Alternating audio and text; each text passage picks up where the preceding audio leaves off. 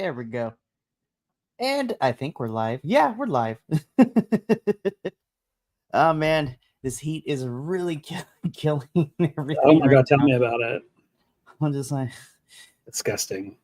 I was like, why does the devil hate where we live, man? I swear. Seriously. It's like Ugh. he decided to split his vacation time between where I live and where you live. Yep, apparently. Because it's Anyways, disgusting here. it is. You know, if we weren't going to get demonetized, I was just like, we're going to do shirtless review today, y'all. I'm like, like all the lights are off except for my ring light. And I'm just like, we're just trying to survive this summer. Oh my goodness.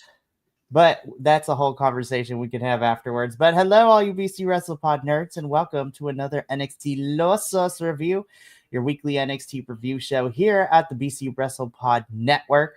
Of course, I am El Jefe, Mikey, as always, and joined with me today is Papa Oso himself, Will, who I got to give credit to him for holding it down with Kilt and Adolf last week for Great American Bash after,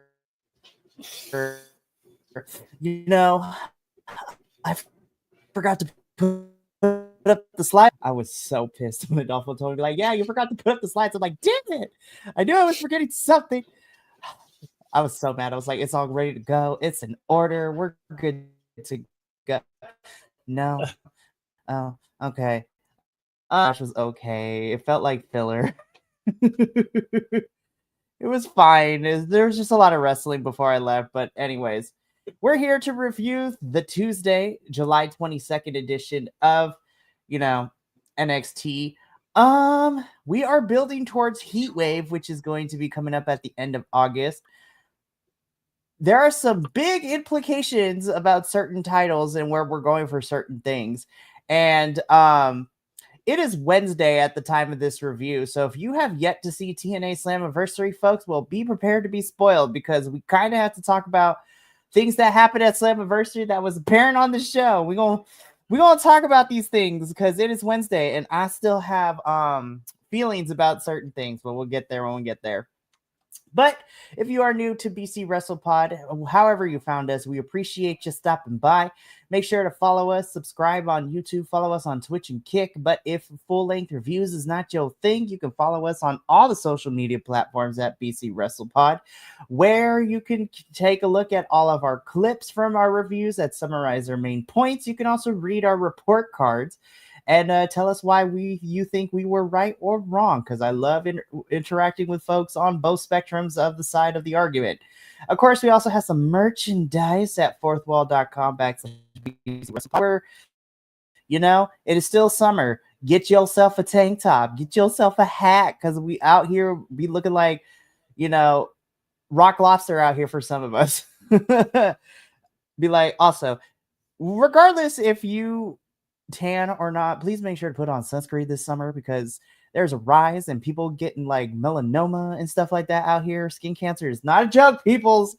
So make sure you take care of yourself and drink lots of water. It's hot. It is scorcher. So yeah. Alrighty. So without further ado, let's get into the NXT because there are some stuff we need to talk about.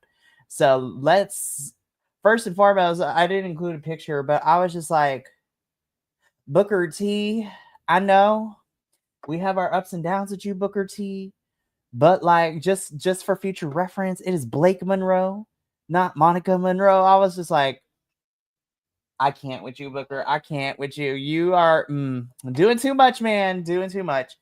But after we get that little introduction, because we are in Texas for this week's edition of NXT, we kick things off with an 8-person tag team match. I was like, Lord help us. So this was, of course, the team of Zaruka. So Sol Ruka, our NXT Women's North American champion, and Zarya teaming up with our NXT tag team champions of Hank and Tank, taking on the entirety of the Colleen. So that is Tatum Paxley, Izzy Dame, Sean Spears, and Nico Vance. I made sure to get Nico's name right because sometimes I forget his name. So I'm going to be so for real. I think this is probably the funnest match the whole entire night for me, which is crazy because this is what opened up the show. Um, Everybody looked like they had a good time. I like that our babyface team of our NXT tag champs and Zaruka all were matching in terms of like wearing basic white t-shirts and jorts of some sort of kind. I was just like, see, I love when these one-off like multi-person matches, like everybody coordinates. We love good fashion icons up in here. um, this was a lot of fun. Hank Tank and Zaruka dominating the offense for the majority of this match. And you know what? I was just like, something's going to give, something's going to happen. And then sure enough, we got a bit of the lights cutting off because Dark State, for some reason, is like interrupting things again. Stay tuned on Friday because I was just like, y'all cannot be up in here causing racket in NXT when y'all got your butts whooped at Slammiversary. Y'all lost at Slammiversary, but I digress. Which would allow Tatum Paxley to pin Zarya for the win. And so your winners for this match was the Colleen. Yeah, this sucks because like this is probably my favorite match of the whole entire night from beginning to end, which is very sucky to say because we still got more matches to talk about. I will say that other matches had good moments for it, especially when we have character turns, especially when we get to our main event match. But from beginning to end, this was probably my favorite match of the entire night. And I was just like, if this was my favorite match, I don't know how the rest of the show is going to go. So we're going to find out with all of that. But Papa, also, I'm going to throw it to you. What did you think of our 8-person tag team match to kick off the show this week? I thought it was fun. I really enjoyed it. It was, again, it was my favorite match of the night because the rest of this episode was just too much talking for my taste. But no, this one was fun. When they were 8-man, I was like, what? And when they all came, I got a couple of things. I love the fact that Tatum was the one that got the pin. I hate the fact that this is making that group more successful, and that irritates me. But other than that, yeah, I really enjoyed this. It was a lot of fun. It was actually a lot of fun to watch. And I am so done with Dark State. Go the hell away. I literally just go away. Yeah. I don't understand because I don't understand you. I really don't. I mean, stay tuned because I'll probably make a video. I'll make an op-ed piece probably next week about, Dark State and just how factions in wrestling don't really work the same in the current era of wrestling. And give examples from some of the companies. But stay tuned for that review because this week's video I will be uploading before the Slammiversary review, talking about the implications of what it means for NXT to hold both the TNA World and Knockouts Championships, which stay tuned to our review of Slammiversary on Friday because we're going to dig deep. We're going to talk about the event and we're going to give our conspiracy theories and everything because I don't know, man. TNA got to do something, but we're neither here nor there. But again, this is probably my favorite match of the whole entire night. This is a lot of fun. But we move on. So we move on after we get a brief, pre-tape before the show started of Ava banning Jordan Grace from the building because she put her hands on Robert Stone and general manager of WWE Evolve, Stevie Turner. Ava has banned Jordan from the building, and Jordan ominously says one way or another she's getting her hands on Blake Monroe tonight. We're going to talk about that when we get to it later. But right now, we have JC Jane addressing the NXT, universe. Of course, our NXT Women's Champ and newly crowned TNA Knockouts Champion. So JC is double champ. I sorted through my feelings a little bit with this one still since Sunday. And again, I want to emphasize that I am not mad at JC and I'm not mad at Masha. I am mad at the people in the back who made this decision. But what gave me a little bit of an eyebrow raise and wondering, I was just like, oh, okay, so we probably won't see her hold these things for long, to be completely honest, is because she gets to the ring, and of course, it's her and the rest of Fatal Influence, Jasmine Nix and Fallon Henley. JC talks about how nobody believed in her and all this good stuff. And I was just like, JC, I love you, girl, but like, let's be so for real. I know you say these parts because everybody on the internet has been talking about this. Be like, what are we doing? with you. But then it got a little spicy because she says, she went into Slammiversary as NXT Women's Champ. She walked out as a double champ. And that whole entire match at Slammiversary against Masha, like nobody thought she was going to win. And she proved everyone wrong. And now she's a double champ because she did everything herself. And the face crack of the century of watching Jasmine and Fallon be like, hold up, girl. I was like, are we being for real? I was like, oh my God. I was like, well, the breakup is going to be happening probably sooner than we think. But then JC gets interrupted by Lash Legend. Lash Legend gives her flowers to JC for walking out as double champ at Slammiversary, but she wasn't the only one to have an incredible, showcasing. Lash reminds us that she made it to the final two during the Evolution All Women's pay-per-view 2 weeks ago and being the last one standing before getting eliminated by Stephanie Vaquer. And so Lash is like, you know what? I want to challenge for this NXT Women's Championship because I have yet to get an opportunity to do so. And I've been racking up wins here and there and showcasing out on main roster. So if I can hang with the main roster girls, I'm about to be this NXT Women's Champion. I was like, yes, Lash, give me that confidence. And then we get interrupted again by Jada Parker. Jada comes in once again, also giving JC flowers and giving Lash flowers too. But she's like, girl, if you think that you're going to hold on that for long, I was just like, welcome to being a champ, babe, because everybody going to come after your title. Now that you got 2 titles, Jada basically told JC, you better keep your head on a swivel because not only do you got the NXT girls coming for that championship, but the TNA girls are going to be wanting to come and get that title back from TNA too. And without uttering these words, Jada's demeanor basically told JC, was just like, I don't think you're ready for that type of pressure, girl, because you're going to be having opponents from all sides. And the way that JC is treating Fallon and Jasmine too in this whole thing, because then she orders them to beat up Lash and Jada. And Jasmine and Fallon are like, girl, nah, we ain't going to tussle with them. So JC drops the title. She initiates the fight. Then everybody jumps in and we start fighting with each other.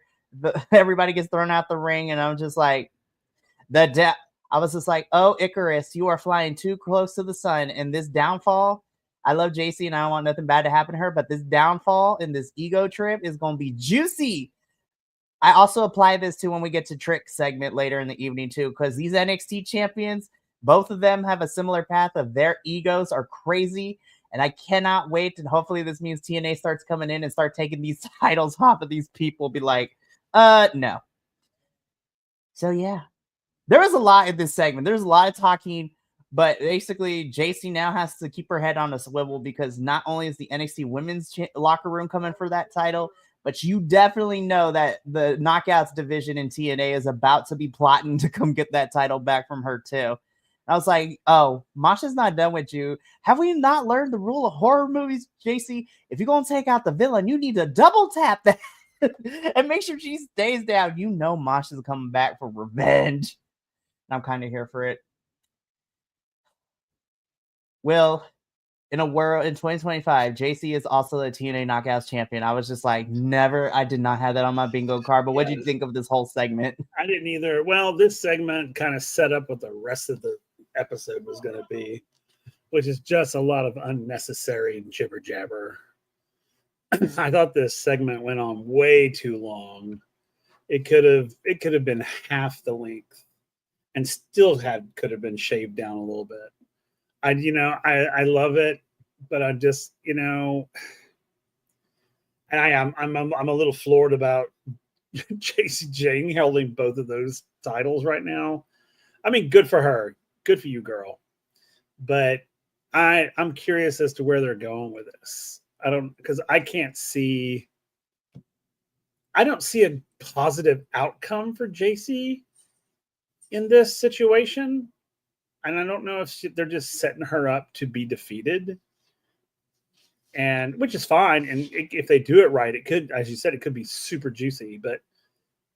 And I'd love to see either Jada or Lash have that NXT title for sure. But yeah, it was, it got more interesting when they started fighting at the end. Right. So all But the girls be fighting. Yeah, Yep.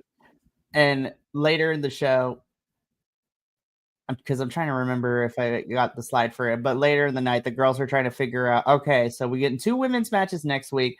Who gonna face Jada, who gonna face Lash? And then of course, Hall of Famer Michelle McCool kind of helps mostly JC figure it out that Jasmine's gonna be taking on Jada and Fallon's gonna take on Lash next week. And I'm just like, I love Jasmine and Fallon, but I hope I love Black Excellence. I want them both to beat their opponents next week. So we'll see what happens with all of that. But we move on from this segment. We get into this match. This was kind of long. I'm not even going front. I did not expect this match to go through like 3 commercial breaks, y'all. But we get Ricky Saints versus Jasper Troy. You can tell that the stage breaking it broke when it wasn't supposed to. But I have to give kudos to Jasper for making it work. He's like, all right, I'm going to just dive on Ricky instead of what we were initially going to do. So let's do that. NXT, I love y'all, but I need you to stop throwing Ricky Saints into feuds where his character development is he's getting murdered on my television screen every week. It was with All Ego Ethan Page, like him getting brutalized with a chair, and now he going through the stage. We had a Falls Count Anywhere match at Great American Bash. Like, why is Ricky being a punching bag? Like, what's happening, y'all? I like this match, but I feel like I would have liked it better if we cut like 7 minutes from it, because this went through 3 commercial breaks. And I was just like, this is like a 15, 17-minute match. And I'm just like, we did not need this one to be that long, especially with the end result of Jasper winning via countout. I was like, oh boy, here we go. You know that we're going to run it back again. I'm just like, man, poor Ricky. I was just like, either let Ricky do something else, or like, if the rumors are true and we're just waiting until after SummerSlam in a couple weeks, like, just call Ricky up to main roster, y'all. Because, like, what are we doing with Mr. Saints here? I was just like, this is getting wild. Again, I liked the match, but it just was too long for me. I'm sorry. This is too long of a match. Yeah. Yep, I agree. I don't even understand this match. I didn't really understand this match. I liked the match, but I didn't get this. When did he start having beef with? Was it because he's body slammed him backstage that during him and Ethan's whole thing? That's exactly how this came to be. Like, really, after what happened at Great American Bash, and I was just like, really? I get it, but that's kind of like a paper thin like reasoning. And again, I'm going to say it again, and I'll probably say it to the day I die or go away, whatever, disappear, whatever. Jasper Troy is Ubafemi 2.0. He is. His entrance, the way he looks, the way he holds himself. I'm like, what is this? Are we just trying to cut his teeth on everybody? I don't understand what Jasper Troy's storyline is. What is his storyline? Because right now, I don't think he has one, other than just randomly fighting everybody. I mean, he had a problem with, Javon. He has a problem with Ricky, and then he has who's he going to have a problem with next just because he looked at him wrong. I don't understand what's going on with this character. I really don't. I like this match, and I agree with you. I'm just like, why is Ricky always getting his ass kicked? Like every time. I don't get it. But Jasper wins via countout. We move on. I'm going to summarize this because now we just going to get through the points, because from here on out, I was just like, I was watching, but I was just like, I feel not invested. But here we go. This was also a segment that was way too long. And literally, I could summarize this as it could have been an email. But Trick Williams comes into the ring. He still is the TNA World Champion. Fine. Tune into Slammiversary review on Friday for our full thoughts. He claims to be the greatest TNA World Champion, and then he calls out the Undertaker. And so Undertaker comes out in the American Badass persona, gets into the ring, tells Trick, he has it all. He has the charisma. The skill sets are pretty decent, but he's very arrogant. And like that, it is not the same Trick Williams that won the NXT championship to what we see now. Trick fires back saying that, basically this whole thing is watching Trick get too big for his britches, and then Undertaker gives him a choke slam for his troubles for it. And I was just like, again, same thing like JC. Icarus is flying too close to the sun. And I was just like, I loved what we did. Again, it was way too long. I was like, Undertaker, let's wrap this up, man. Let's wrap it up. So now the question is, who's going to lose their TNA championship first? My money's probably on JC before we get to Trick. Again, our full thoughts will be there, but really quickly, my conspiracy theory is that Trick is probably going to lose it at Bound for Glory. Again, we'll go into full details Friday for Slammiversary, but I was just like, I like what we set up here. It was just really long. It was just really long. Yeah. We move on. It was way too long. We move on. You know what could have been, what it should have been? It should have been literally Undertaker walking into the room, walk into the ring, grab him by the throat, slam him to the ground, and go, "That's where you belong," and then leave. And then walk out. Seriously. I mean, and I would have been like, hell yes. Like, I got this. Cool, y'all. Cool. Yeah. All righty. So again, the downfall of Trick and JC is going to be an interesting tale. We'll see how long we go with it. Yeah. Again, this cowboy outfit is wild. Everybody's cowboy outfits. I was like, I know we're in Texas, y'all. But like, anyways, that's a whole different podcast of what parts of Americana South you can pick. But I digress. I am kind of mad because I'm like, Ren kind of killed it here. Ren killed it here. Miss Ren Sinclair, you killed it here. And I was just like, damn. I was like, NXT, can we do something more with Ren? I feel like she is amazing. I will say though, I really did enjoy Blake's new entrance with the whole mirror and everything. I was like, you know what? This is cheesy, but I love me some good cheese in wrestling. This was a solid match between Blake Monroe and Ren Sinclair. Ren was doing amazing, but of course, now it seems that we know what Blake's finisher is. It's like a modified Future Shock DDT, which looks hella vicious, which is really great. I was like, yes, she pretty, but she gonna disfigure you with that finisher. It's gonna be so good. So again, we knew that the purpose of this match was to give Blake her first official win in singles competition. Ren does an amazing job. Blake gets on the mic afterwards talking about Jordan. We see Jordan off camera, like jumping through the crowd, fighting through security. We get a whole entire chase, and there's a chair involved, and Blake hits a Future Shock DDT on Jordan Grace on the floor. I'm just like, this is how you make me care about a feud, because Jordan is out for blood. And I'm kind of here for watching Jordan go down the I'm going to kill this chick lane. I was like, thank you. This is the intensity I feel like this women's division needs sometimes. And I'm just like, here we go. And I'm kind of glad that this is the first feud for Blake too. We're not immediately throwing her into the championship scene.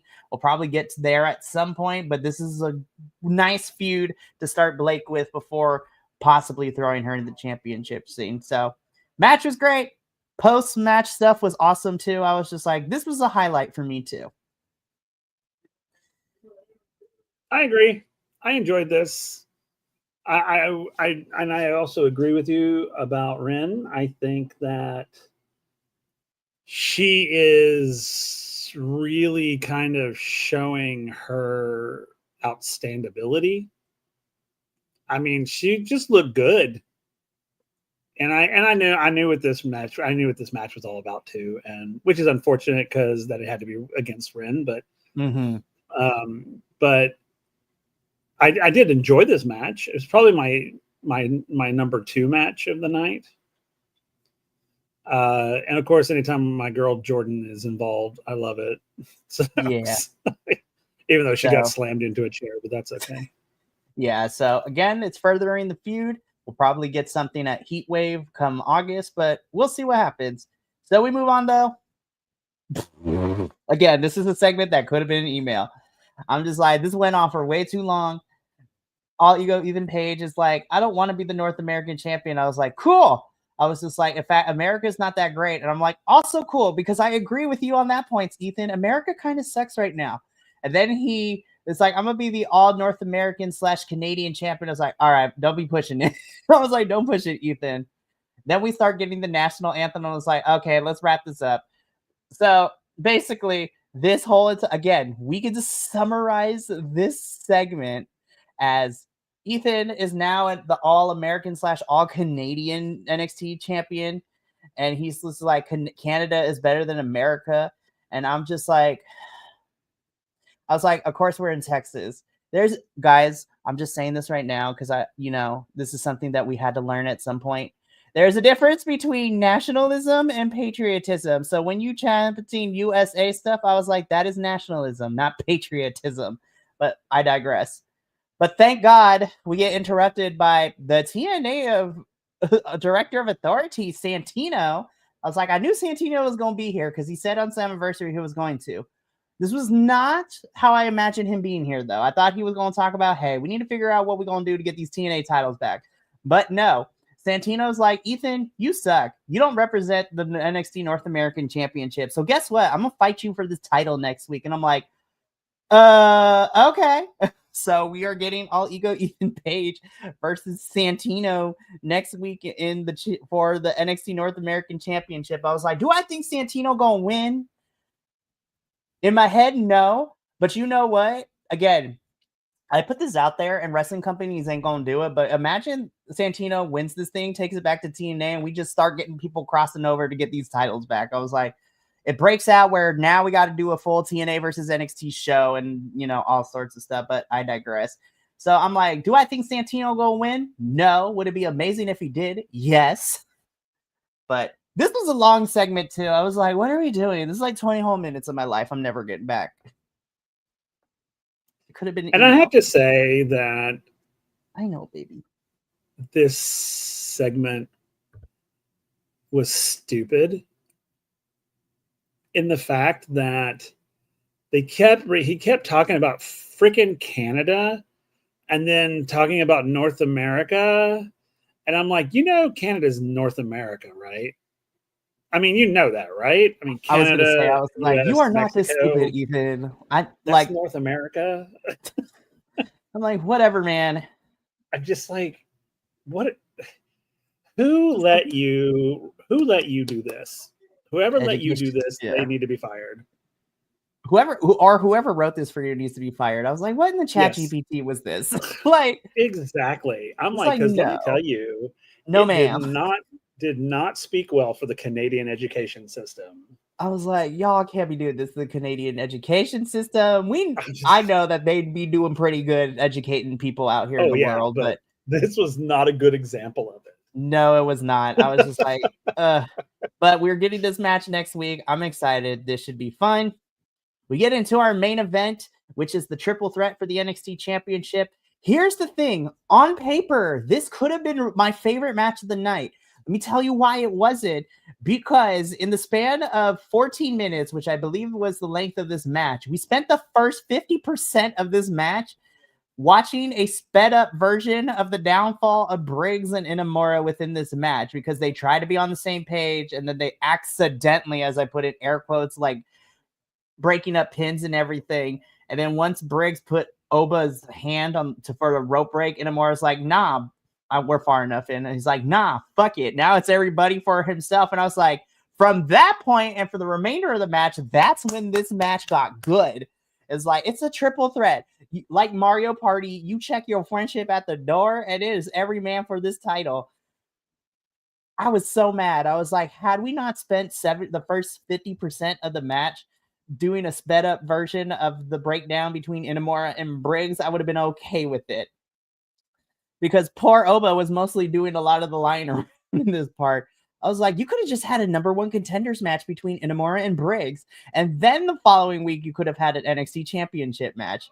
Like, this triple threat was wild. And again, this triple threat stems from Great American Bash as well. So I'm just like, all right, I guess. I really wanted to like this match. Oh, to nobody's surprise, Obafemi retains the NXT championship, as we would. I'm glad he did. I'm glad he pinned Briggs, though, because that means Inamura still might have a possibility to run it back again, but doesn't seem like it because we might be getting Briggs and Inamura for a little bit. Again, if that first 50% wasn't spent on watching Inamura and Briggs fight over each other, of like, be like, y'all, this is a championship match. Check this friendship at the door. I think this could have been my favorite match of the night because the second half of this match was good.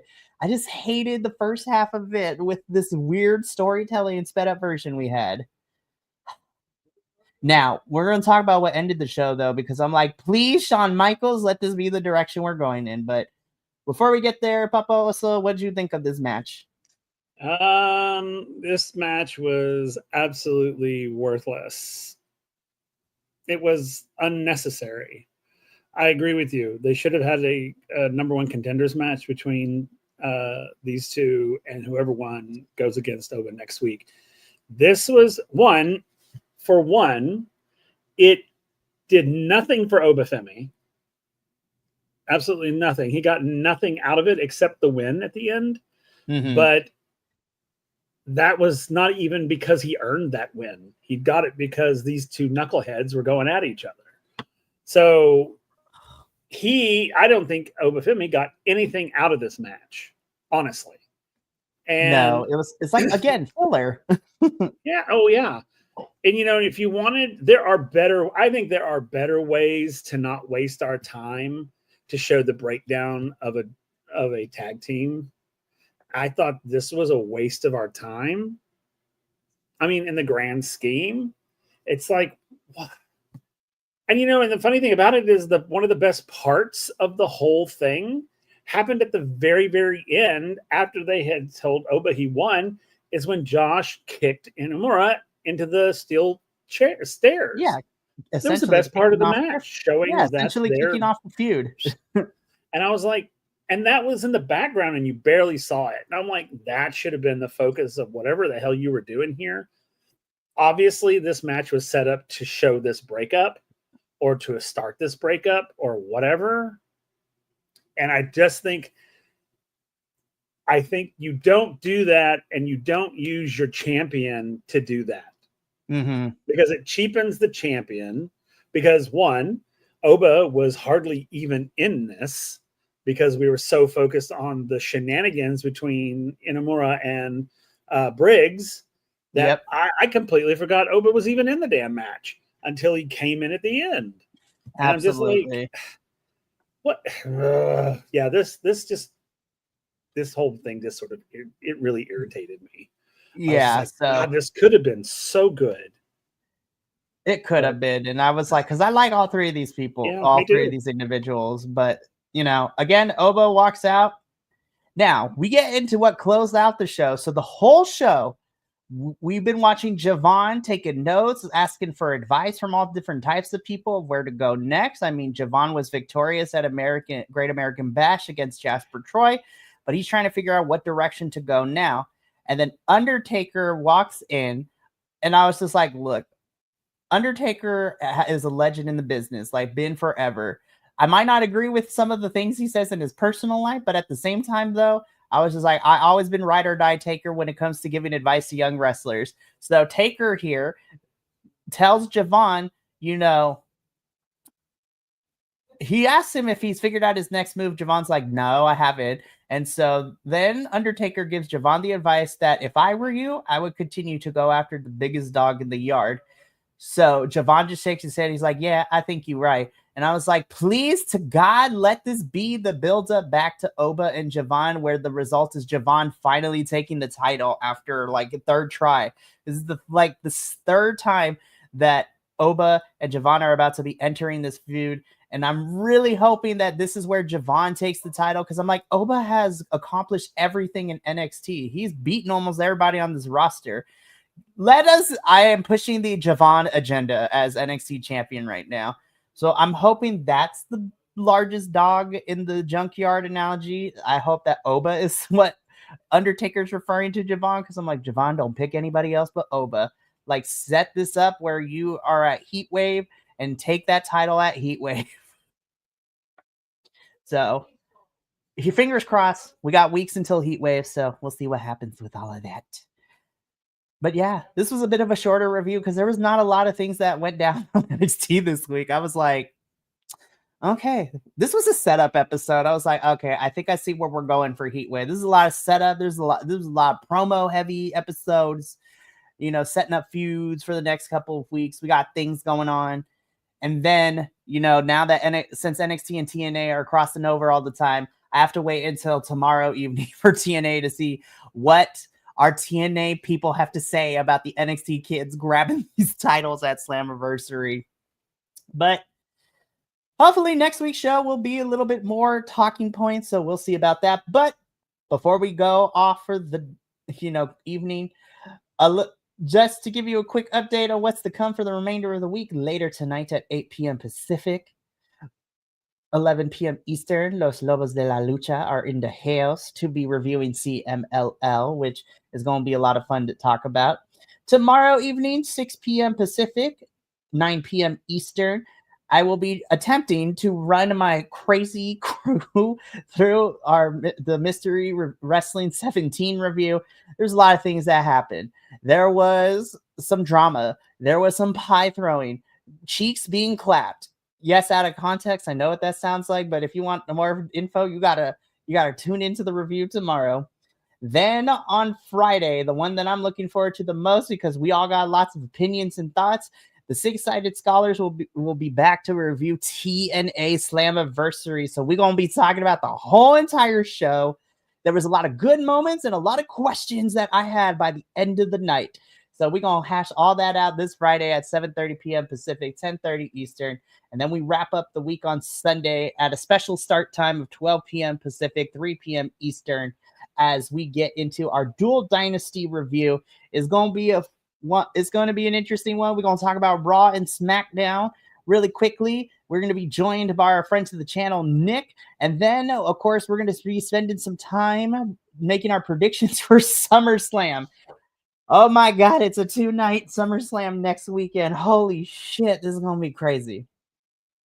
But that's going to be it for us here at NXTilosos. I am also happy to announce that next week, after a bit of a hiatus, we will be back to a full trio as Luis will be back joining us to next week, which I'm super happy about. So, I've missed him so much. We have missed him, but I'm glad that he's back. He's been keeping up with us and everything, so this is going to be fun. But that is going to be it for us here. So me and Papa Oso, we'll see you guys in a couple hours for CMLL. But until then, from us here at BC WrestlePod, remember, take care of yourself, love one another, stay iconic, and more importantly than anything, you always deserve to finish your story. We will catch you later tonight for CMLL. But until then, sayonara, adios, and until then, peace.